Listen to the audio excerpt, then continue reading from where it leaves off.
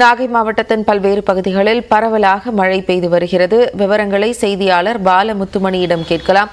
பாலமுத்துமணி, அங்கிருக்கக்கூடிய மழை விவரங்கள். ஜெனிஃபர், நிச்சயமாக நாகப்பட்டினம் மாவட்டத்திற்கு உட்பட்ட பல்வேறு பகுதிகளில் காலை முதல் பரவலாக மழை பெய்து வருகிறது.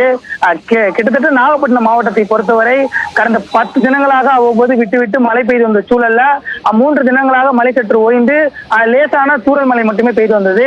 இந்த சூழல்ல இன்று காலை கிட்டத்தட்ட 1 மணி நேரத்துக்கு மேலாக மாவட்டத்தின் பல்வேறு பகுதிகளில் பரவலாக மழை பெய்து வருகிறது. குறிப்பிட்டு சொல்ல வேண்டும் என்றால் நாகப்பட்டினம் மாவட்டத்திற்கு உட்பட்ட நாகூர், திட்டச்சேரி, திருமருகல், வேளாங்கண்ணி, பறவை, கடையன்கோட்டை, புதுப்பள்ளி, காமேஸ்வரம் உள்ளிட்ட பல்வேறு பகுதிகளில் அந்த மழையானது 1 மணி நேரம் இடைவிடாமல் பெய்து வருகிறது. குறிப்பாக இன்று விசேஷ தினம் என்பதால் ஏராளமான அந்த வாகன ஓட்டிகள் அந்த மழையில் நனைந்தபடியே பயணம் மேற்கொள்ள வேண்டிய ஒரு சூழல் ஏற்பட்டுள்ளது. இந்த மழை காரணமாக பொதுமக்கள் மகிழ்ச்சி அடைந்திருந்தாலும் அந்த கோடை உழவு செய்ய மட்டுமே இந்த மழையானது தற்போது உதவும். அதுபோக அந்த பருத்தி, மற்றபடி முந்திரி உள்ளிட்ட சாகுபடிக்கு இந்த மழையானது அந்த மகசூலை பாதிக்கும் வகையில் அமைந்திருப்பதாகவும் விவசாயிகள் வேதனை தெரிவித்தார்கள்.